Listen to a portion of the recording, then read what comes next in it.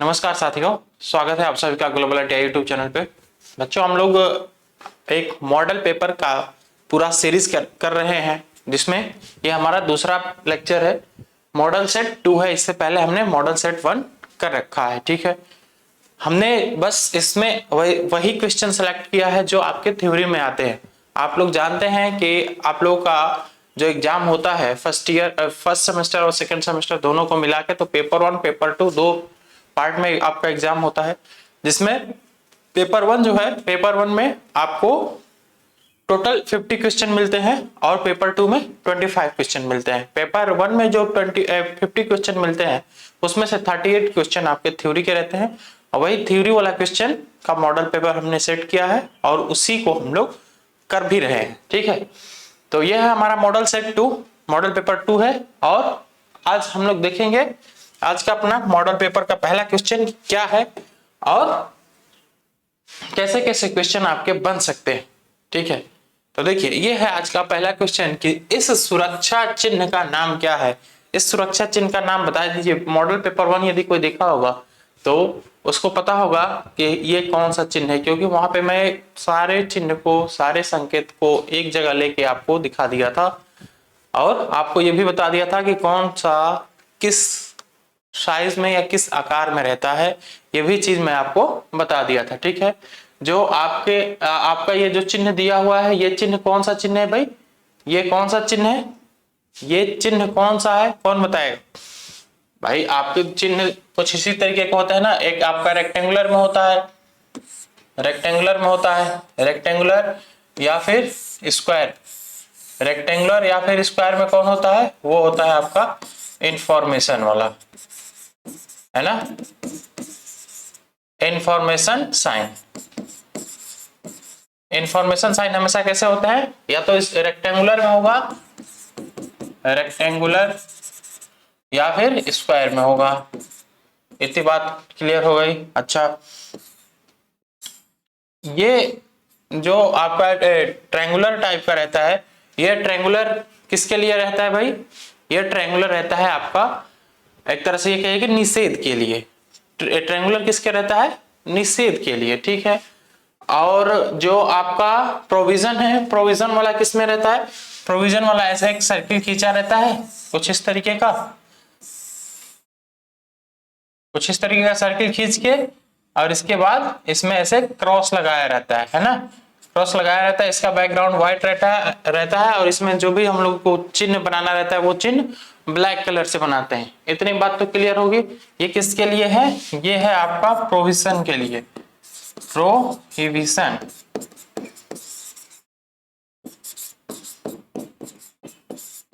Provision के लिए, ठीक है, ये इंफॉर्मेशन के लिए। और ये डेंजर मतलब कि ये क्या हो जाएगा आपका? ये हो जाएगा आपका वार्निंग के लिए। ठीक है, ये हो जाएगा आपका वार्निंग साइन। ये क्या हो जाएगा भाई? Warning sign. ठीक है, बाकी बचा ये, तो ये अब कौन सा हो जाएगा? देखो इसमें क्या दिखा रहा है, इसमें दस्ताना ऐसे बनाए हुए दिखा रहा है। इसका मतलब ये है कि ये मैंडेटरी कर रहा है कि आपको क्या लगाना है? दस्ताना लगाना है। तो इसका मतलब ये है कि ये कौन सा हो जाएगा? ये हो जाएगा आपका मैंडेटरी साइन। ये कौन सा हो जाएगा आपका? मैंडेटरी साइन, मतलब कि अनिवार्य रूप से इस चीज को लगाना ही है। इसमें आपने देखा था कि इसका सर्किल पूरा, ये पूरा एक सर्किल में रहता है, इसका बैकग्राउंड ब्लू रहता है और इसमें जो हम लोग फिगर बनाते हैं वो फिगर व्हाइट कलर से ड्रॉ किया जाता है। किससे? व्हाइट कलर से ड्रॉ किया जाता है। ठीक है, तो ये होता है आपके मैंडेटरी साइन। ऑप्शन बी एकदम करेक्ट है। किसी को कोई परेशानी इतनी बात में नहीं होनी चाहिए, है ना। वार्निंग साइन का आपको पता है कि ये ट्रायंगुलर में रहता है और इसका बैकग्राउंड कैसा रहता है? इसका बैकग्राउंड रहता है पीला कलर का, येलो पीला कलर का। ठीक है, और इस पे जो हम लोग साइन बनाते हैं वो ब्लैक कलर का बनाते हैं। ठीक है, बाकी रेक्टेंगुलर में आपको पता है, रेक्टेंगुलर में ये सॉरी इंफॉर्मेशन में आपको पता है कि इंफॉर्मेशन वाला आप लोग या तो स्क्वायर में बनाते हैं या फिर रेक्टेंगुलर में बनाते हैं। इसका बैकग्राउंड हम लोग ग्रीन रखते हैं और बाकी जो कलर बनाते हैं या जो भी साइन बनाना, सिंबल बनाना रहता है, हमें वो सिंबल किसका बनाते हैं? वो किस कलर से? वो व्हाइट कलर से बनाते हैं। ठीक है, और लास्ट में जो एक जो था आपका ये प्रोविजन, तो प्रोविजन वाला तो सबको पता ही है कि प्रोविजन वाला एक सर्किल होता है। सर्किल का बाहर, सर्किल के बाहर बाहर हम लोग रेड मतलब जो सर्किल बनाते हैं वो सर्किल रेड कलर से बनती है उसका बैकग्राउंड व्हाइट रखते हैं और इसमें जो फिगर बनाते हैं वो फिगर ब्लैक कलर का होता है। ठीक है, चलो अब देखते हैं आज का दूसरा क्वेश्चन। हमारा दूसरा क्वेश्चन क्या है, इस औजार का क्या नाम है। ये जो औजार आपके सामने दिख रहा है, इस औजार का क्या नाम है भाई। तो देखिए इसमें बहुत लोग इसको देखते ही तुरंत मार देंगे डिवाइडर। भाई ये डिवाइडर नहीं है, नीचे आपको दिख रहा है एक स्लाइडर लगा हुआ है ना, एक नीचे स्लाइडर आपको दिख रहा है, तो ये डिवाइडर में नहीं होता है। डिवाइडर एकदम इसी तरीके से होता है लेकिन उसमें नीचे एक स्लाइडर नहीं होता है, इसमें नीचे एक स्लाइडर लगा हुआ है, इसलिए ये क्या हो जाएगा, ये इनसाइड कैलिपर हो जाएगा, इनसाइड कैलिपर हो जाएगा। बाकी डिवाइडर भी आपका सेम इसी तरीके से रहता है, बस ये और ये चीज हटा दें तो ये डिवाइडर बन जाता है ना।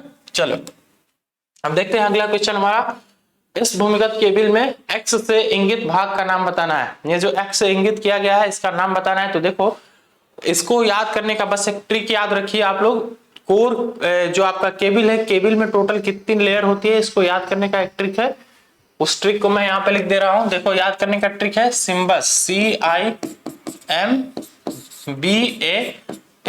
ठीक है, सी का मतलब है कोर, आई का मतलब है इंसुलेशन, एम का मतलब है आपका metallic sheet, metallic sheet, B का मतलब है बेडिंग, ठीक है, ए का मतलब है आपका आर्मरिंग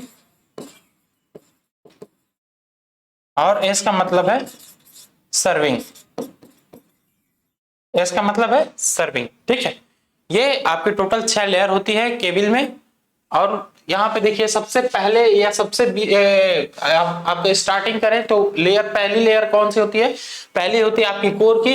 ये आपको कोर दिख रहा है, ये आपको कोर दिख रहा है। ठीक है, कोर के जस्ट ऊपर क्या होता है, कोर के जस्ट ऊपर होता है आपका इंसुलेशन। तो ये आपको इंसुलेशन यहाँ पे दिख रहा होगा, ये है आपका इंसुलेशन। ठीक है, ये क्या है भाई, ये है कोर, ये है इंसुलेशन। इंसुलेशन के बाद हमारा है मेटालिक शीट। तो देखो ये आपको मेटालिक शीट दिख रही है, ये है आपकी मेटालिक शीट, ये है आपकी मेटालिक शीट, मेटालिक शीट। ठीक है, इसके बाद ये है आपका बेडिंग, ये क्या है भाई, ये है आपका बेडिंग। ठीक है, और बेडिंग के जस्ट ऊपर फिर आपको एक अलग से कुछ आकृति दिख रही होगी, ये है आपका आर्मरिंग, आर्मरिंग। और सबसे ऊपर वाली जो लेयर होती है उसको हम लोग कहते हैं सर्विंग। ठीक है, सबसे ऊपर वाली लेयर को हम लोग कहते हैं सर्विंग। अब आप देख लीजिए इसमें x का, इसकी वैल्यू पूछा है कि मतलब सॉरी वैल्यू नहीं, इसका नाम पूछा है कि ये कौन सा लेयर है ये केबल का। तो कौन सा लेयर हो जाएगा भाई, ये हो जाएगा आपका बेडिंग। ऑप्शन ए एकदम करेक्ट हो जाएगा, ये बेडिंग है। ठीक है भाई, आप तो केबल का लेयर देख के बता दोगे ना आसानी से। और याद करने का ट्रिक भी मैं आपको दे दिया हूं यहाँ पे, सिम्बस एक वर्ड याद रखो, सिम्बस, बस सिम्बा नहीं, सिम्बा नाम तुरंत याद हो जाएगा तुम लोगों को, सिम्बस नहीं याद होगा। चलो बहुत बदमाशी करते हो। देखो लूप टेस्ट में भूमिगत केबल के किस प्रकार के दोष के स्थान को ज्ञात किया जा सकता है। ये जो टेस्ट दिया हुआ है, ये जो आकृति बनी हुई है, ये केबल के किस टेस्ट को मेजर करने के लिए किया जाता है। तो ये जो आकृति बनी हुई है ये केबल के शॉर्ट सर्किट टेस्ट को मेजर करने के लिए किया जाता है, शॉर्ट सर्किट टेस्ट। ठीक है, short circuit test, option B एकदम करेक्ट है, केबल के शॉर्ट सर्किट टेस्ट को मेजर करने के लिए इसका यूज किया जाता है। करेक्ट ना। देखते हैं अगला क्वेश्चन। अगला क्वेश्चन है आपका, कुचालक प्रतिरोध की इकाई क्या है। देखो भाई कुचालक भी आपका एक प्रतिरोधी है, तो इसका इतना तो कंफर्म है कि इसका मात्रक ओम होगा। लेकिन ओम कितना होगा, मतलब क्या 1 ओम 2 ओम होगा। बस यही चीज आपको याद रखना है कि कभी भी आपका जो कुचालक होगा, इंसुलेटर होगा, उस इंसुलेटर का रेजिस्टेंस का मान मेगा ओम में ही रहेगा। कितना में रहेगा, मेगा ओम में ही रहेगा। तो मेगा ओम यहाँ पे देखिए, मेगा ओम दिख रहा है क्या, मेगा ओम दिख रहा है। ऑप्शन डी एकदम करेक्ट हो जाएगा। ठीक है, ऑप्शन डी एकदम करेक्ट हो जाएगा। अच्छा एक बात यहाँ पे और याद रख लीजिए थोड़ा सा रेजिस्टेंस के बारे में। रेजिस्टेंस जो है आपके 3 तरह का होता है, प्रतिरोध 3 तरह का होता है, निम्न प्रतिरोध, निम्न प्रतिरोध, मध्यम प्रतिरोध और उच्च प्रतिरोध, और उच्च प्रतिरोध। ठीक है, ये तीन कैटेगरी की गई है प्रतिरोध की। तो निम्न प्रतिरोध किसको कहते हैं? 0 से लेके 1 ओम तक के प्रतिरोध को हम लोग कहते हैं निम्न प्रतिरोध, और 1 ओम से लेके 100 किलो ओम तक के प्रतिरोध को हम लोग क्या कहते हैं? मध्यम प्रतिरोध। और 100 किलो ओम से अधिक के रेजिस्टेंस को हम लोग क्या कहते हैं? उच्च प्रतिरोध कहते हैं। ठीक है, ये कैटेगरी थोड़ा सा याद रखिएगा आप लोग प्रतिरोध के बारे में। तो यहाँ पे ऑप्शन डी एकदम करेक्ट हो जाएगा, मेगा ओम। चल अगला क्वेश्चन देखते हैं हम लोग। अगला क्वेश्चन है, किसी चालक के प्रतिरोध में क्या परिवर्तन होगा यदि उसके व्यास को 2 गुना कर दिया जाए? उसके व्यास को यदि आप 2 गुना कर दे रहे हो तो देखो, आप जानते हो रेजिस्टेंस का फॉर्मूला क्या होता है मेरे भाई? Rho equal to L by ए। ये तो सबको पता होगा ना। जहां पे आर क्या है लिख लो, जहां पे आर प्रतिरोध है, आर प्रतिरोध है, रो क्या है आपका? रो है आपका प्रतिरोधकता, रो क्या है? रो है आपका प्रतिरोधकता। एल है आपकी चालक की लंबाई या तार की लंबाई। ठीक है, और ए क्या है भाई? ए के बारे में किधर लिख दूं? ए के बारे में मैं इधर लिख दे रहा हूं, अनुप्रस्थ काट क्षेत्रफल। अनुप्रस्थ काट क्षेत्रफल है चालक का। ठीक है, ये आपका फॉर्मूला होता है रेजिस्टेंस का, इतना तो सबको पता होगा। अब देखो इसने क्या किया है? इसने किया है कि व्यास को क्या कर दिया है? आधा कर दिया है ना। व्यास को 2 गुना कर दिया है, 2 गुना कर दिया है। तो आप यहाँ पे देखो, यहाँ पे ए का फॉर्मूला क्या होगा? यहाँ पे ए का फॉर्मूला सर्किल के लिए हो जाता है आपका पाई आर स्क्वायर। आप कोई भी एक कंडक्टर लेते हो तो कंडक्टर के अनुप्रस्थ काट का क्षेत्रफल कैसा होता है भाई? वृत्ताकार होता है, इसलिए पाई आर स्क्वायर हम लोग सीधे सीधे वृत्त का क्षेत्रफल रख देते हैं पाई आर स्क्वायर। ठीक है, अच्छा इस पाई आर स्क्वायर को मैं और भी कुछ लिख सकता हूँ क्या? इस पाई आर स्क्वायर को मैं और भी कुछ लिख सकता हूँ क्या? देखो क्या लिख सकता हूँ, ए इक्वल टू पाई और आर को मैं डी बाई 2 लिख सकता हूँ। डी बाई 2 लिख दूं तो किसी को कोई प्रॉब्लम नहीं होनी चाहिए, क्योंकि हमेशा किसी भी वृत्त का डायमीटर उसके रेडियस के 2 गुना होता है, उसके रेडियस का 2 गुना होता है। तो मैं रेडियस को, यदि यहाँ पे रेडियस दिया हुआ तो क्या रेडियस को सीधे सीधे ये लिख सकता हूं कि डायमीटर का आधा है, डायमीटर का आधा लिख दूं तो कोई प्रॉब्लम किसी को नहीं होगी। तो अब यहां से ये कितना हो जाएगा भाई? ये हो जाएगा आपका 1/4 पाई डी स्क्वायर, पाई डी स्क्वायर। ठीक है, 1/4 पाई डी स्क्वायर, इतना हो जाएगा, कोई दिक्कत नहीं होगी। इसने क्या बोला है? इसने बोला है कि किसी चालक के प्रतिरोध में क्या परिवर्तन होगा यदि उसके व्यास को 2 गुना कर दिया जाए। अब कह रहा है कि उसका व्यास बढ़ा के 2 गुना कर रहा है। उसका व्यास बढ़ा के क्या कर रहा है भाई? उसका व्यास बढ़ा के 2 गुना कर दे रहा है। तो देखिए ऐसे नॉर्मली तो इसका फॉर्मूला होगा ये a equal to 1/4 pi D square, ये नॉर्मल फॉर्मूला। नॉर्मली यदि d का वैल्यू यहाँ पे रखना है तो हमें ये रखना होगा। ठीक है, अब इसने कहा कि d का मान 2 गुना कर दिया, तो ये है आपका नया एरिया। जो नया एरिया है, ये नया एरिया मैं निकाल रहा हूं, क्या हो जाएगा? 1/4 पाई 2d का स्क्वायर। भाई पहले केवल d था, अब 2 गुना कर दिया तो 2d स्क्वायर हो जाएगा। तो इसका मतलब क्या हो जाएगा भाई? ये हो जाएगा 1/4 पाई 4d स्क्वायर। 4 से 4 ये कैंसिल हो जाएगा ना, 4 से 4 ये कैंसिल हो जाएगा, तो अब कितना हो जाएगा? ये पाई डी स्क्वायर, पाई डी स्क्वायर।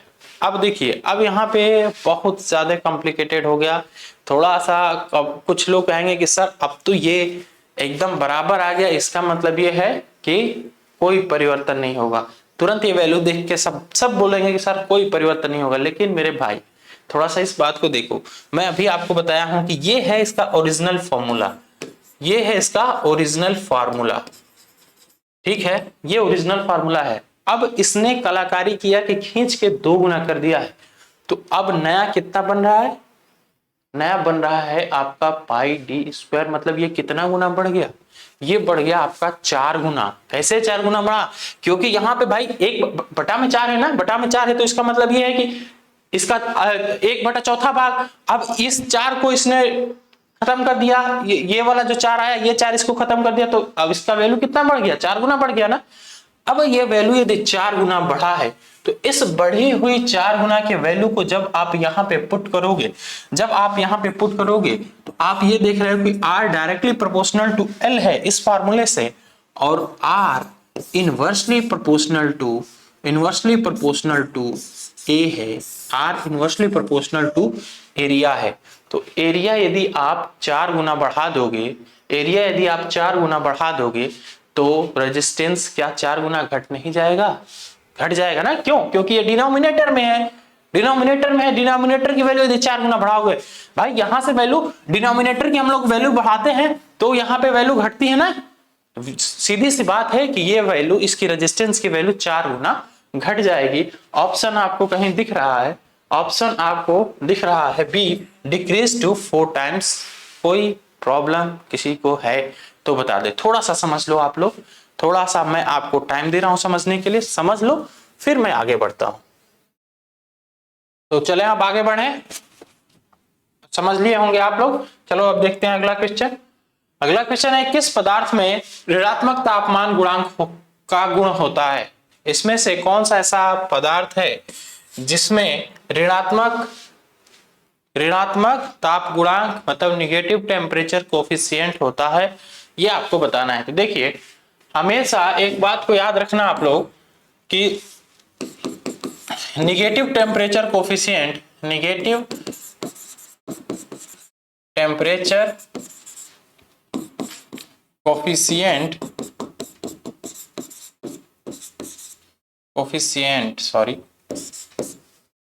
आपके सेमीकंडक्टर का होता है, ठीक है। जितने भी आपके सेमीकंडक्टर हैं, इन सेमीकंडक्टर का निगेटिव टेम्परेचर कोफिशिएंट होता है। लेकिन एक आपका इंसुलेटर भी है जिसका निगेटिव टेम्परेचर कोफिशिएंट होता है, वो है आपका माइका भी एक ऐसा इंसुलेटर है जिसका टेम्परेचर कोफिशिएंट निगेटिव होता है। बाकी जितने भी आपके कंडक्टर हैं, सारे कंडक्टर का टेम्परेचर कोफिशिएंट पॉजिटिव होता है।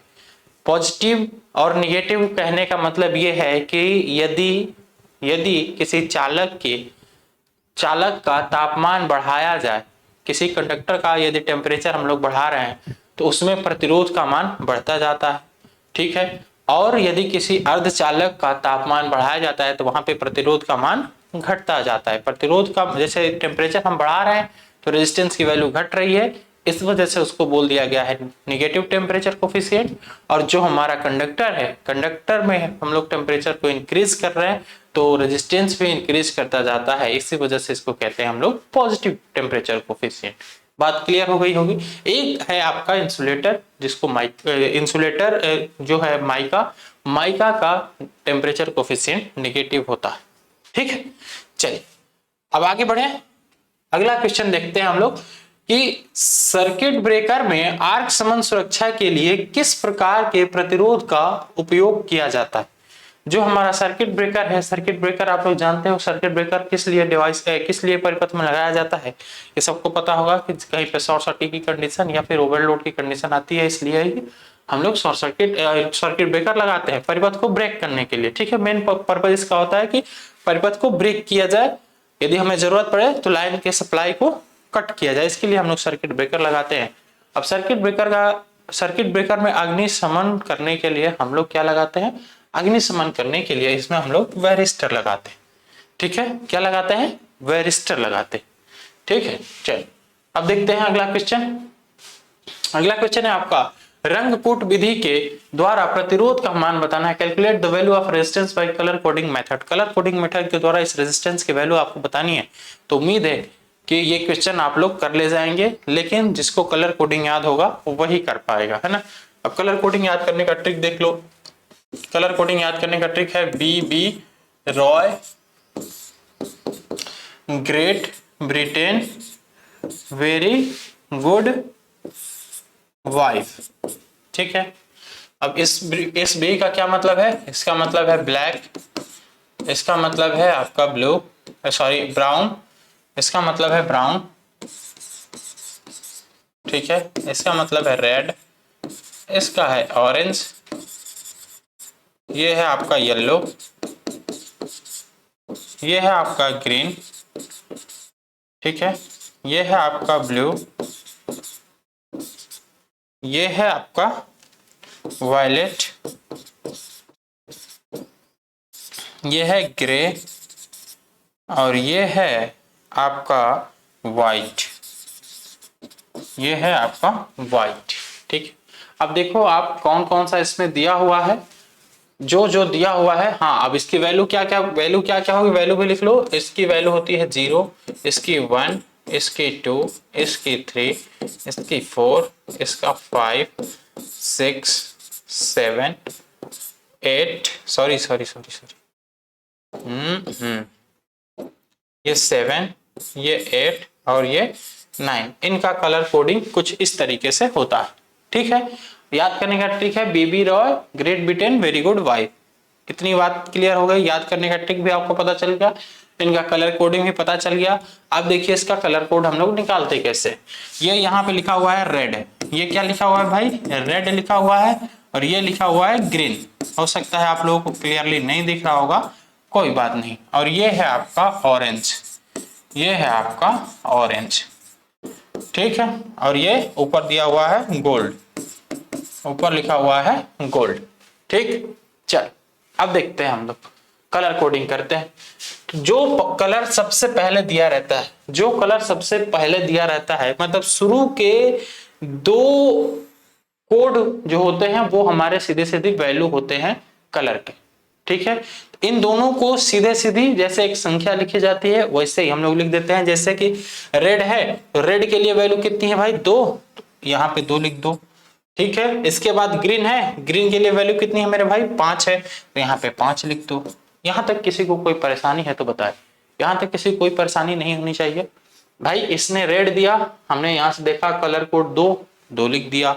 फिर इसने ग्रीन दिया, हमने यहाँ से कलर कोड देख लिया कि हमारा कलर कोड कितना है, 5 है ग्रीन का, हमने 5 लिख दिया। ठीक है, अब जो इसकी तीसरी पट्टी होती है, इसकी जो तीसरी पट्टी होती है, इस तीसरी पट्टी को हम लोग कहते हैं मल्टीप्लायर। मल्टीप्लायर, इसकी तीसरी पट्टी को मल्टीप्लायर कहते हैं। जब हमारा 4 वेंड का रेजिस्टेंस होता है तो उस समय तीसरी पट्टी मल्टीप्लायर की काम करती है। यदि 5 बैंड का रेजिस्टेंस है तो उस समय हमारा चौथा पट्टी जो होता है वो मल्टीप्लायर का होता है। और यदि 6 बैंड का रेजिस्टेंस है तो उसमें 5वीं पट्टी जो होती है वो मल्टीप्लायर की होती है। करेक्ट है इतना? तो चलो देखते हैं। अब ये मल्टीप्लायर है तो मल्टीप्लायर कैसे जुड़ेगा इसमें। देखिए सर, ये मल्टीप्लायर का कलर कोड क्या दिया हुआ है, ऑरेंज दिया हुआ है। ठीक है, यहाँ पे क्या है भाई, ऑरेंज यहाँ आपको दिख रहा है। तो जो न्यूमेरिकल वैल्यू आपको यहाँ पे दिख रही है, सीधे सीधे यही न्यूमेरिकल वैल्यू हम लोग 10 की घात में लगा देते हैं, मल्टीप्लाई करके 10 की घात पे लगा देते हैं। ठीक है, तो यहाँ पे मल्टीप्लाई हमने किया, चूंकि ये मल्टीप्लायर है तो यहाँ पे हमने मल्टीप्लाई किया और 10 लिखा, 10 पे यहाँ पे वैल्यू 3 दिख रही है तो हमने 3 घात लगा दिया, 3 इस पे पावर चढ़ा दिया। ठीक है, तो 25 मल्टीप्लाइड बाई 10 की पावर 3। ठीक है, ये यहाँ तक तो बात क्लियर हो गई, मल्टीप्लायर तक बात क्लियर हो गई। ठीक है, अब ये है आपका चौथी पट्टी। इस चौथी पट्टी को हम लोग कहते हैं टॉलरेंस। टॉलरेंस, चौथी पट्टी को क्या कहते हैं भाई, टॉलरेंस कहते हैं, सहनशीलता कहते हैं। ठीक है, अब ये टॉलरेंस क्या है भाई, ये टॉलरेंस है कि कितना बढ़ सकता है, कितना घट सकता है, कितना इसमें उतार चढ़ाव हो सकता है, बस इस वैल्यू को दिखाता है आपका टॉलरेंस। ठीक है, तो गोल्ड के लिए टॉलरेंस की वैल्यू ±5% होती है, सिल्वर के लिए ±10% होती है। तो यहाँ पे इसने गोल्ड की बात किया हुआ है तो यहाँ पे गोल्ड के लिए हम लोग ±5% कर देंगे। करेक्ट? इतनी बात क्लियर है? इतनी बात यदि क्लियर है तो अब आप लोग ऑप्शन मैच करा लो इसमें। ऑप्शन सी सीधे सीधे दिख रहा है आपको, ऑप्शन सी एकदम सही है। यदि कोई परेशानी है तो बताएं। एकदम स्टेप वाइज हमने हर एक चीज को रखने का प्रयास किया है। उम्मीद है कि यदि आप लोग क्लास को कंटिन्यूअसली देखेंगे बिना स्किप किए तो एक एक स्टेप, हर एक स्टेप आपको समझ में आएगा। और यहाँ पे भी यदि किसी एक क्वेश्चन का कंसेप्ट अच्छे से पकड़ लेंगे तो चाहे इसके बाद जितने भी कलर कोडिंग के क्वेश्चन आएंगे आपसे कोई भी कलर कोडिंग का क्वेश्चन छूटेगा नहीं। ठीक है, चल अगला क्वेश्चन देखिए। अगला क्वेश्चन है what is the unit of MMF. MMF का यूनिट क्या है भाई, तो एमएमएफ का सबसे पहले तो फुल फॉर्मूला लिख लो। एमएमएफ इज इक्वल टू क्या होता है, एन इंटू आई। एन इंटू आई एमएमएफ का फॉर्मूला होता है। एन, जहां पे एन क्या है, एन है आपका number of turn, number of turn, और आई को क्या कहते हैं भाई, आई है आपका एम्पियर, सॉरी लिख लो करेंट है। आई क्या है, करंट, उस बर्तन में या फिर उस कुंडली में बहने वाली धारा है आई, ठीक, सॉरी बच्चों। तो यहां से इसका यूनिट क्या बन जाएगा भाई, ये नंबर ऑफ टर्न है, नंबर ऑफ टर्न मतलब वर्तों की संख्या, कितनी बार कुंडली घुमाई गई उसकी संख्या, तो ये टर्न हो गया, इसका यूनिट हो गया टर्न। और धारा का यूनिट सबको पता है कि धारा का यूनिट क्या होता है, एम्पियर। तो एम्पियर इंटू टर्न, बस फार्मूला देख लीजिए, एम्पियर इंटू टर्न आपका यूनिट जो बनेगा वही एमएमएफ का यूनिट होगा, ठीक है। ऑप्शन सी एकदम करेक्ट है यहाँ। चलो अगला क्वेश्चन देखते हैं हम लोग। यदि तीन प्रेरकत्व L1, L2 और L3 श्रृंखला में जुड़े हुए हैं तो कुल प्रेरकत्व कितना होगा। तो देखिए जब आपका प्रेरकत्व, यहां पे लिख लो सीरीज इंडक्टेंस का फॉर्मूला क्या होता है, सीरीज इंडक्टेंस का फॉर्मूला हो जाता है वो L equivalent equal to L1 plus L2 plus L3 plus L4 plus dot dot dot, ठीक है। और आपका पैरेलल इंडक्टेंस कितना हो जाता है, पैरेलल इंडक्टेंस का फॉर्मूला क्या हो जाता है भाई, 1/L equivalent is equal to 1/L1 plus 1/L2 plus 1/L3 plus dot dot dot 1/Ln, ठीक है।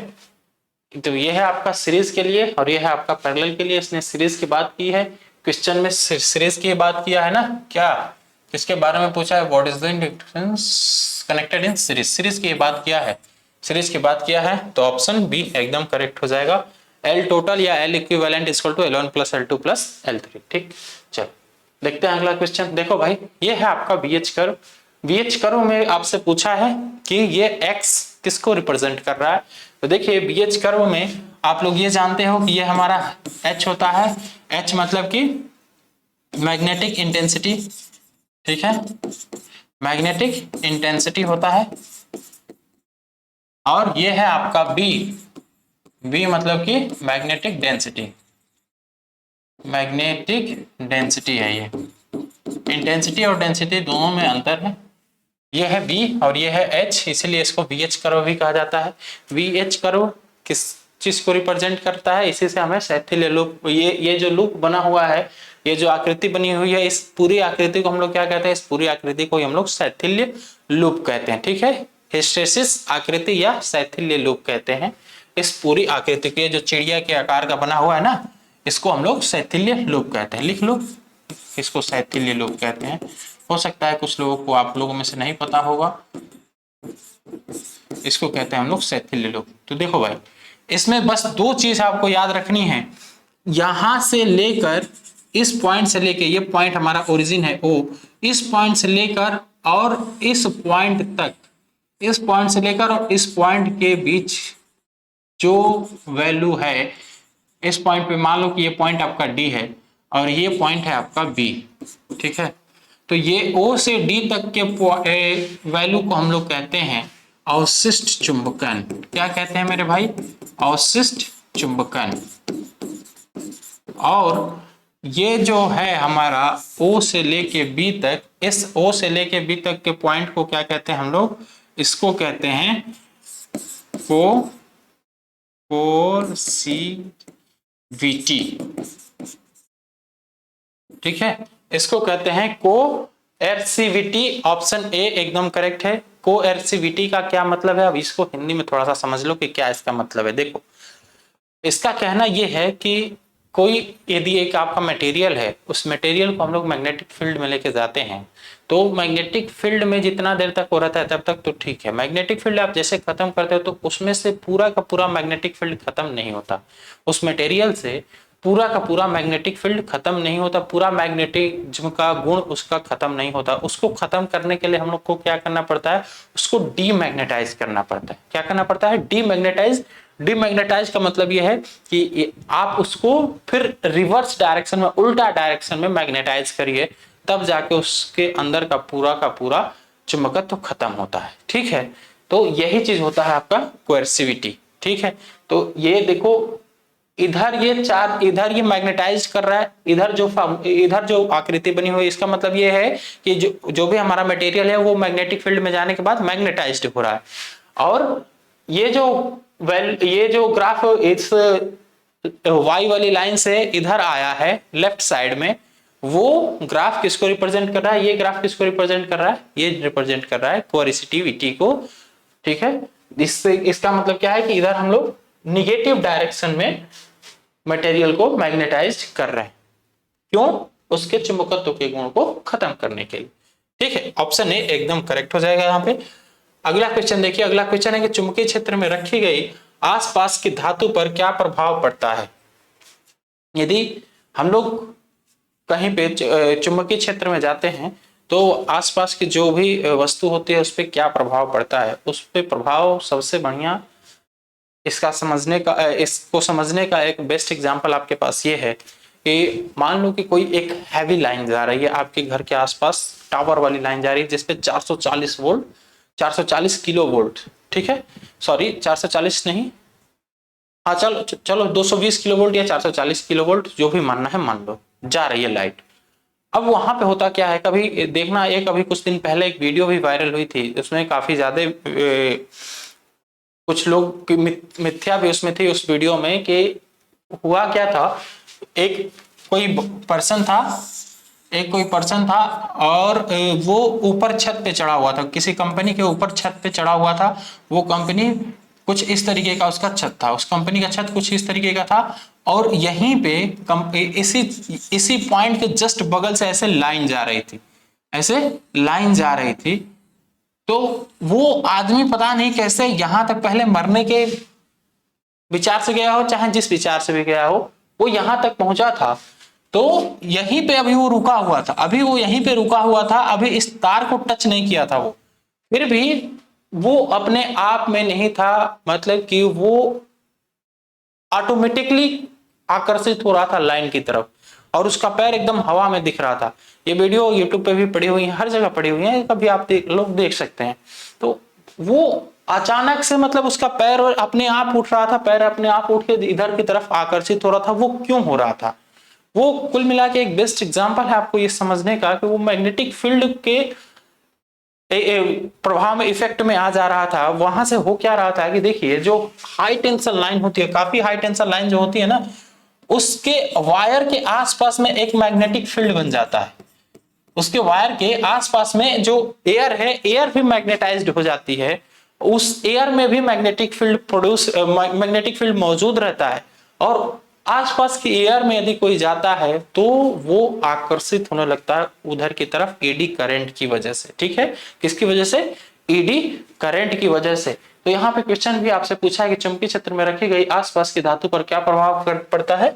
तो ये पड़ता है प्रभाव ईडी करंट का। ठीक है, उस आदमी का पैर जो हवा में उठ रहा था ना, तो वहां पे मिथ्या कई सारे थे कि भाई वहां पे भूत है, ये है, वो है। भाई ये मिथ्या बहुत ज्यादा इंडिया में है, बहुत ज्यादा है। जो भी थोड़ी सी मतलब पढ़े लिखे लोग हैं, या जो भी जहां पे भी लिटरेसी रेट बहुत ज्यादा है, वहां पे इतना ज्यादा मिथ्या नहीं है। वो लोग सीधे साइंस को मानते हैं। ठीक है, तो आप लोग भी थोड़ा साइंस वाला ही कंसेप्ट ज्यादा दिमाग में रखिए, तो आपके लिए भी बेहतर होगा। यहाँ पे ऑप्शन सी एकदम करेक्ट हो गया। चलो आगे देखते हैं हम लोग। अगला क्वेश्चन है हमारा, 3000 वॉट संतुलित भार 0.8 शक्ति गुणांक पर स्टार में संयोजित है। 3 फेज 415 वोल्ट 50 हर्ट्ज आवृत्ति है। लाइन धारा की गणना करना है। देखो यहाँ पे क्या क्वेश्चन में बोला है, 3 फेज 415 वोल्ट। तो 3 फेज के लिए सबसे पहले फार्मूला तो लिख लो। सिंगल फेज के लिए फार्मूला सबको पता होगा सर, सिंगल फेज के लिए फार्मूला रहता है VI cos फाई। AC की बात करते हैं तो, DC की बात करते हैं तो cos फाई हम लोग नहीं लिखते हैं। इतनी बात क्लियर होगी सबको? अच्छा, ये तो सिंगल फेज के लिए हो गया सर। 3 फेज के लिए कितना होता है फिर? 3 फेज के लिए होता है आपका P = √3 VI cos phi.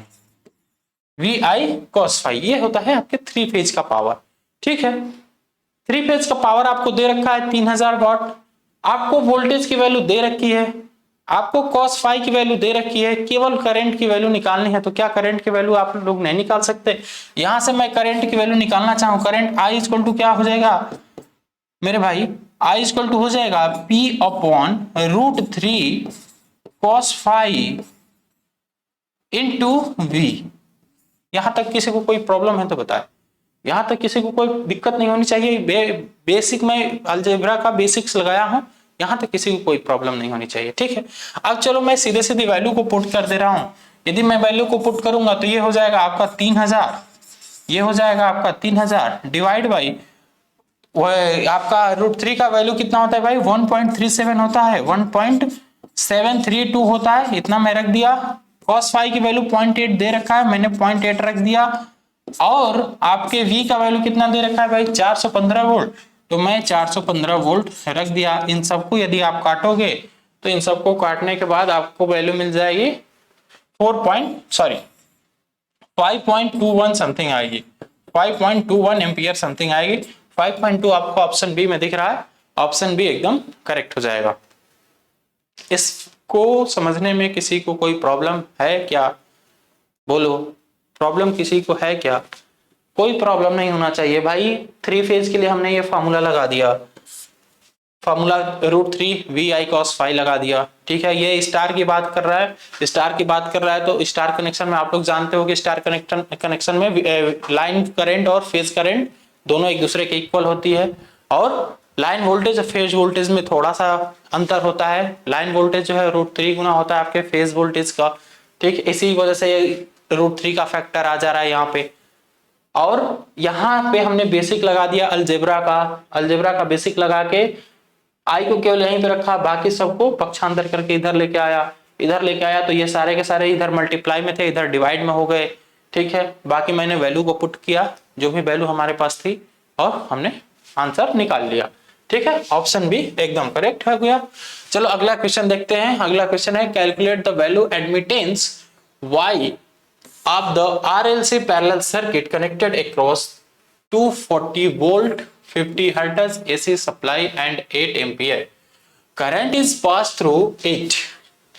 Question तो बहुत सिंपल सा है, बस इसने एक जो वर्ड लिख दिया है एडमिटेंस, इसी में बहुत लोग परेशान हो जाएंगे कि सर एडमिटेंस क्या होता है, बहुत लोग परेशान हो जाएंगे। तो मेरे भाई, जो भी हम आपको ये सीरीज करा रहे हैं मॉडल पेपर का, ये सीरीज थोड़ा सा आप लोग ध्यान से देखिएगा। मैं पिछले वीडियो में आपको एक ही जगह काफी अच्छे से बता दिया हूं कि आपका एडमिटेंस क्या होता है और आपका इम्पीडेंस क्या होता है, ससेप्टेंस क्या होता है, कंडक्टेंस क्या होता है, हर एक चीज को हमने डिस्कस किया है। इन सब का मात्रक क्या होता है, सारा चीज मैं एक ही जगह बता दिया हूं आपको, ठीक है।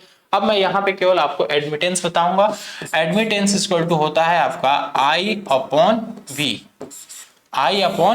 और एडमिटेंस का मात्रक होता है आपका महो। एडमिटेंस का मात्रक क्या होता है भाई? महो। तो इसके फॉर्मूले से, इसके केवल मात्रक से भी आपको पता चल जाएगा कि यहाँ पे जो वैल्यू होगी या जो इसका फॉर्मूला होगा वो क्या होगा? I अपॉन V होगा, ना कि V अपॉन I होगा, ठीक है। I की वैल्यू कितनी है भाई? I की वैल्यू है आपका 8 एम्पियर और V की वैल्यू है 240 वोल्ट। अब इसको डिवाइड कर लो, इसको डिवाइड कर लोगे तो ये आपको वैल्यू मिल जाएगी 0.033 महो, 0.033 महो, ठीक है। चलिए अगला क्वेश्चन देखिए हम लोग। अगला क्वेश्चन है कि क्या है यार, what is the purpose of phase sequence meter. Phase sequence meter का पर्पज क्या है? तो फेज सीक्वेंस मीटर का पर्पज केवल और केवल होता है फेज सीक्वेंस को करेक्ट करना, फेज सीक्वेंस को चेक करना। ऑप्शन देख लीजिए, ऑप्शन कहीं पे मैच कर रहा है। To ensure the correct phase sequence phase supply phase system, option D एकदम मैच कर रहा है। बस इसके नाम से क्लियर है, phase sequence meter. Phase sequence meter क्या करेगा? केवल फेज सीक्वेंस को ही हुआ दिख रहा होगा। अब चलो बढ़ते हैं हम लोग अगले क्वेश्चन की तरफ। द्रव में विद्युत धारा प्रवाहित होना कौन सा प्रवाह है?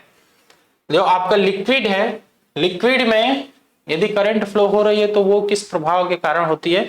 वो होती है आपके केमिकल प्रभाव के कारण, केमिकल प्रभाव के कारण, ठीक है। ऑप्शन डी चलो अगला क्वेश्चन देखते हैं। सौर सेल में तापमान के संदर्भ में निर्गत शक्ति पर क्या प्रभाव पड़ेगा? जो आपका सोलर सेल है, सोलर सेल में तापमान बढ़ाने घटाने का क्या प्रभाव पड़ेगा? आप लोग बताएंगे थोड़ा कि तापमान के बढ़ाने घटाने का क्या प्रभाव पड़ेगा। मैं थोड़ा सा पानी पी लेता हूं।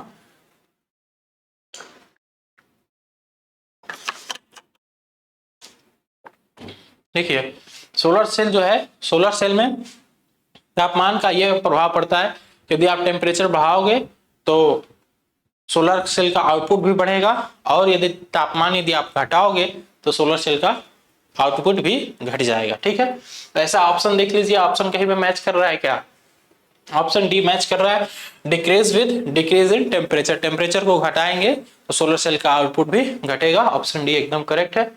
अगला क्वेश्चन देखिए, वायरिंग परिपथ में प्रयुक्त प्रतीक का नाम क्या है? ये जो आपको सिंबल बना हुआ दिख रहा है, ये सिंबल किसका सिंबल है? तो ये है आपका प्लग एंड सॉकेट का, ये है आपके प्लग एंड सॉकेट का। फ्यूज आप लोग देखिएगा, फ्यूज का हमेशा कुछ इस तरीके का कनेक्शन बना, इस तरीके का कुछ सिंबल बना रहता है फ्यूज का। ठीक है, फ्यूज का सिंबल कुछ इस तरीके का बना रहता है। बाकी आपका पुल स्विच जो है, स्विच का सिंबल कुछ इस तरीके से बना होता है। ठीक है, लिंक का तो भाई लिंक का आपको लोग समझ जाना कि लिंक का एक तरह से स्विच से भी आप दिखा सकते हैं, या फिर आप लोग ऐसे भी दिखा सकते हैं। ठीक है, लिंक का कई तरीका है दिखाने का। यहाँ पे आप लोग स्विच का और इसका याद रखिए, स्विच का और पुल स्विच का, स्विच का और फ्यूज का। ठीक है, चलो अगला क्वेश्चन देखते हैं हम लोग। किस प्रकार के रिले को एसी और डीसी दोनों में संचालित किया जाता है? तो आपका वो है इम्पल्सिव रिले। ऑप्शन में भाई आपके बुक में तो यही दिया हुआ है इम्पल्सिव रिले, लेकिन मुझे जहां तक याद है कि जो आपका ट्राई रेड रिले है, ये भी आपका एसी और डीसी दोनों पे कार्य कर सकता है। ठीक है, ड्राई रेड रिले भी काम कर सकता है। बाकी ऑप्शन यदि ये वो माना है तो आप लोग भी यही मानिएगा, क्योंकि यही आपके एग्जाम में भी माना जाएगा। ठीक है, घरेलू वायरिंग स्थापना में परीक्षण का क्या प्रकार है? ये जो परीक्षण, ये जो डायग्राम दिया गया है, ये किसका डायग्राम है? तो भाई ये मैं आपको कई बार बता चुका हूं, जो कोर्सेज कराए गए हैं आप में आपके लिए इलेक्ट्रीशियन ट्रेड के लिए, तो उस कोर्सेज में भी मैं बार बार एक ही चीज पे फोकस किया हूं कि बच्चों आप लोग फिगर्स जरूर याद रखिए। फिगर्स याद रखेंगे तो फिगर से बहुत सारे क्वेश्चन आते हैं, और केवल फिगर्स ही आपको पास भी करा सकते हैं। ठीक है, तो ये है आपका पोलैरिटी टेस्ट का फिगर। किसका टेस्ट है? किसका है भाई? पोलैरिटी टेस्ट का फिगर है। और ये किसका फिगर है ये बताएंगे आप लोग। वायरिंग स्थापना में परीक्षण का प्रकार बताना है, ये किस परीक्षण का फिगर दिया हुआ है आपके सामने, ये बताना है आपको।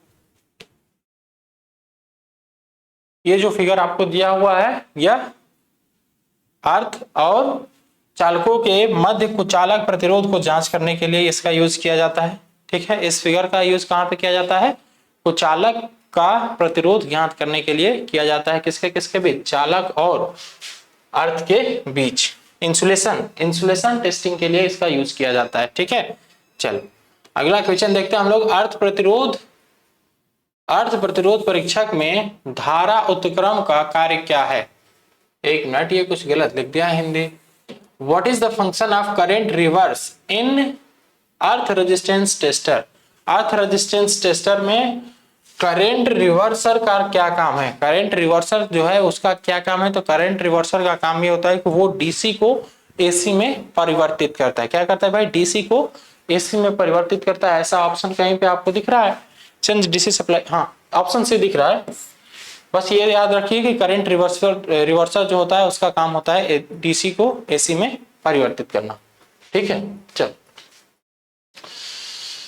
अगला क्वेश्चन देखिए। अगला क्वेश्चन है आपका कि प्रति यूनिट ठोस कोण पर प्रकाश स्रोत द्वारा दी गई चमकदार प्रवाह को क्या कहते हैं? चमकदार प्रवाह को क्या कहते हैं ये आपको बताना है। तो इतना समझिए क्या क्वेश्चन पूछा है भाई, what is the term reverse luminance flux given by the light source per unit solid angle. अच्छा, सॉलिड एंगल के द्वारा जो दिया गया है आपका चमकदार प्रवाह, उसको हम लोग क्या कहते हैं?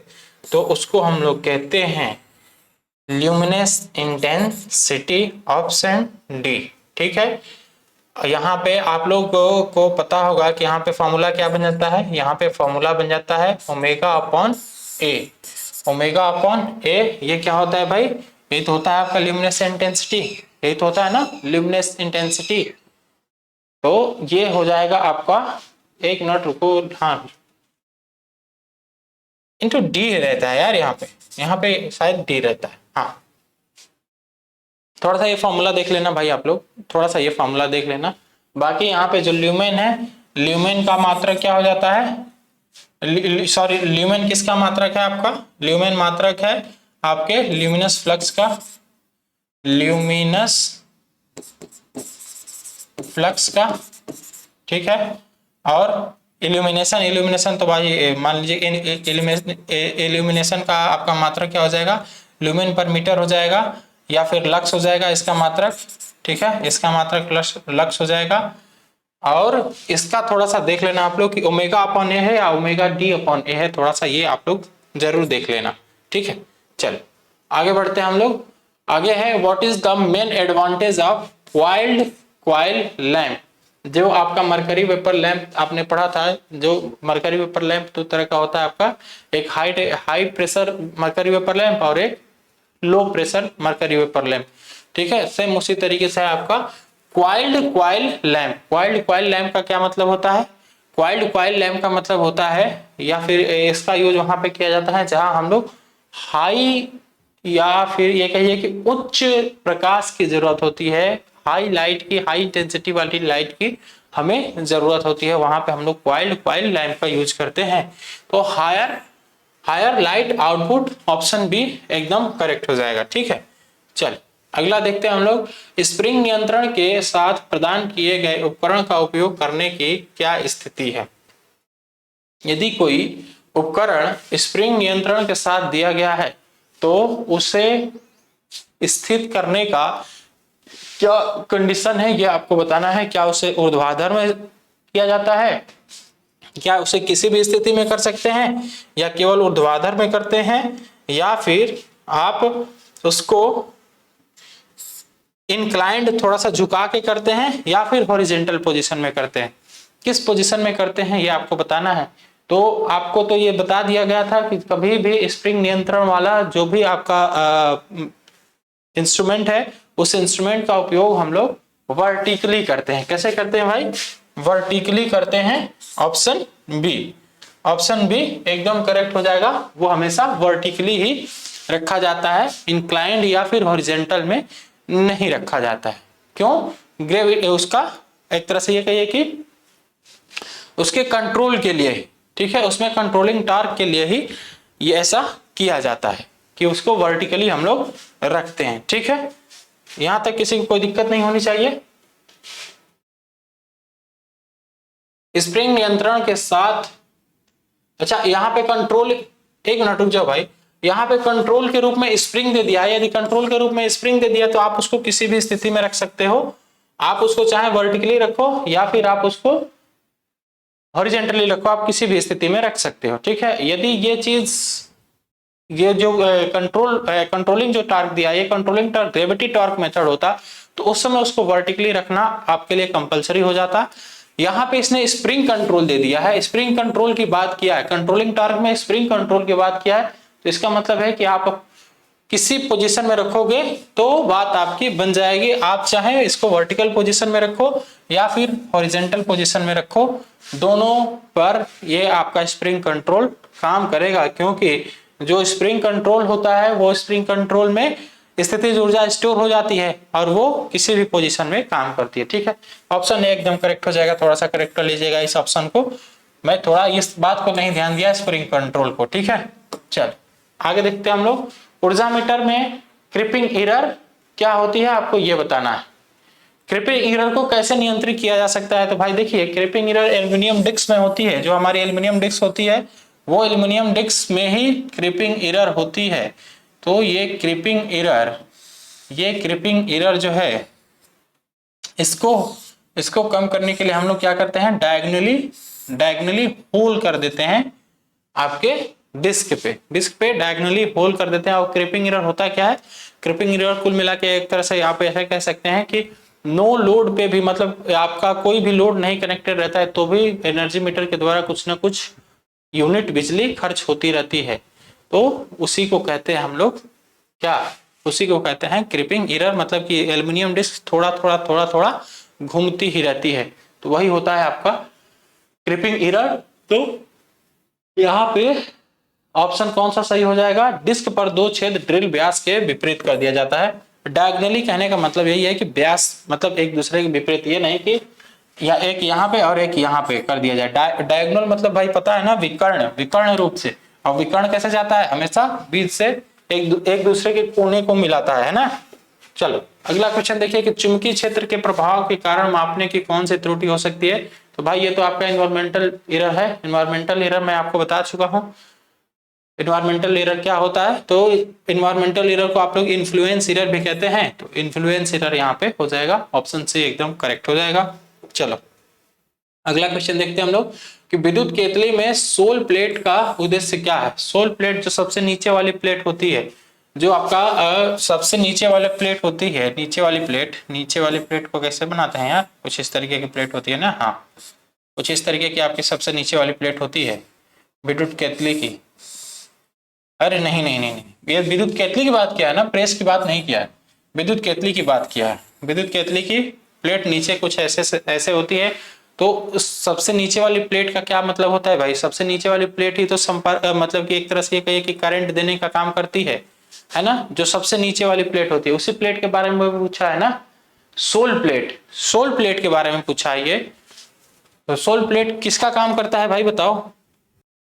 देखिए जो आपकी इलेक्ट्रिक केटली है ना, इलेक्ट्रिक केटली जो सबसे नीचे वाली प्लेट होती है, सबसे नीचे वाली प्लेट एक जिसपे मतलब जो वायर से कनेक्टेड रहता है, जो जाके ऐसे और प्लग से कनेक्टेड रहता है आपके, तो वो ये उसकी बात नहीं कर रहा है, ये सोल प्लेट की बात कर रहा है।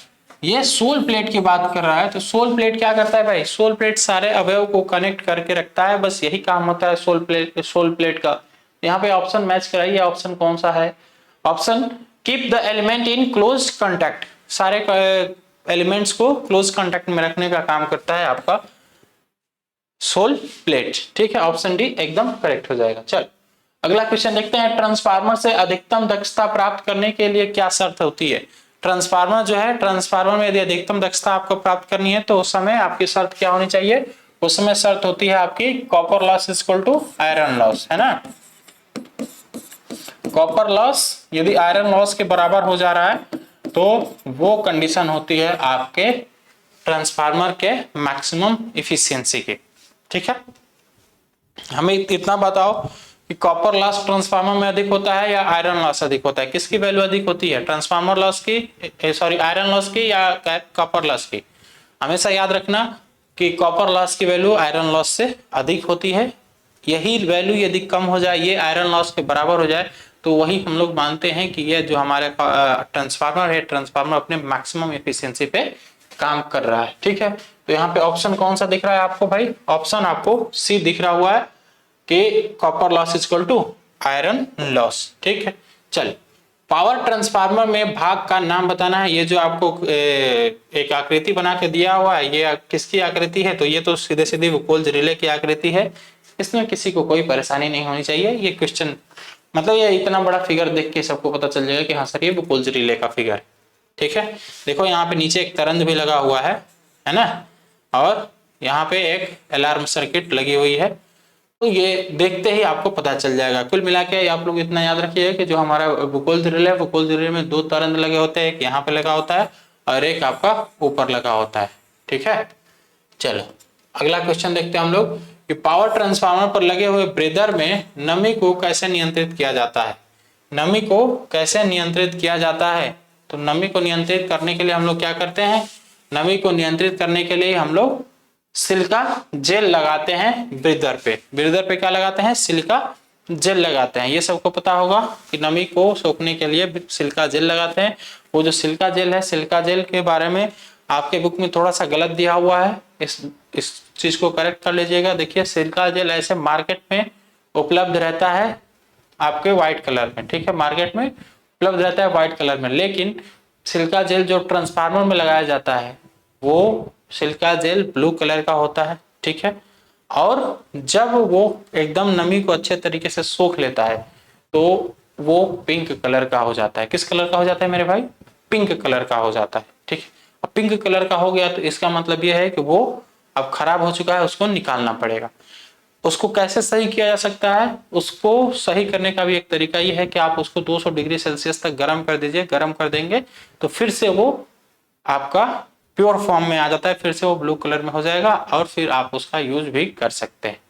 ये जो सिलिका जेल है, सिलिका जेल पत्थर की तरह होता है। जैसे आप लोग देखे होंगे ना, जो रोड नया रोड बनाया जाता है तो नया रोड बनाने के लिए किनारे किनारे पत्थर गिराए जाते हैं छोटे छोटे, एकदम उसी तरीके का होता है। लेकिन ये उतना भारी नहीं होता, ये उससे काफी हल्का होता है, ठीक है। फिटकरी आप लोग देखे होंगे जो ये आपको सैलून में मिलती है फिटकरी, वो नहीं, जो पहले फिटकरी आते थे, मतलब ढेले आकार का जो फिटकरी मिलती है एकदम उसी तरीके का होता है। ये एक तरह से एक ट्रांसपेरेंट टाइप का होता है। और ये जो ट्रांसफार्मर में यूज किया जाता है सिलिका जेल, वो होता है आपके ब्लू कलर का। जब वो पूरा अच्छे तरीके से नमी को सोख लेता है तो वो पिंक कलर का हो जाता है। फिर इसको निकाल के दूसरा भर दिया जाता है या फिर उसको हीटअप कर दिया जाता है 200 डिग्री सेल्सियस तक, तब फिर उसका हम लोग पुनः यूज कर सकते हैं, ठीक है। तो यहाँ पे ऑप्शन ए एकदम करेक्ट हो जाएगा।